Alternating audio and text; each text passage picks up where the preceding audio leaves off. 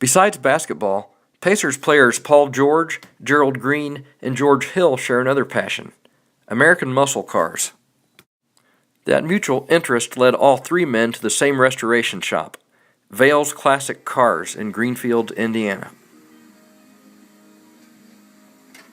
Oh, it's cool to have, I text George all the time and text Paul all the time, text Gerald all the time, when we got questions on the cars, and, when they get a moment, they'll text me back, or they'll just pop in here, check the progress on their car, and, to have, let's just say it, superstars come into your business, it's just way too cool.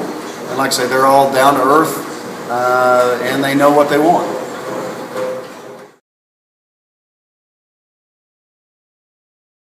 But I've got Paul George's car in here. It's a 70.5 Camaro.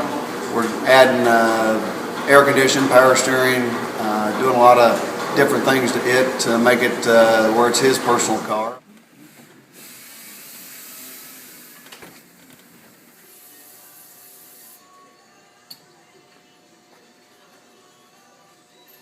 I've got Gerald Green's car in here that we're putting a motor and tranny in, and it's kind of like a competition between them, who's got the fastest car and who's got the most horsepower, and, everything's a competition with them.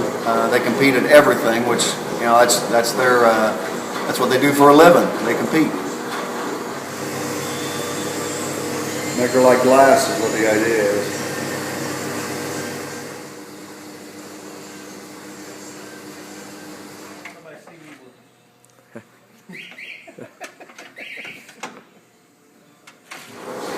George Hill's probably one of the nicest guys you'll ever meet. You couldn't tell that from when he's playing on the court because he's so intense on the court, but when he comes off the court, and he's just a real down-to-earth guy, customer.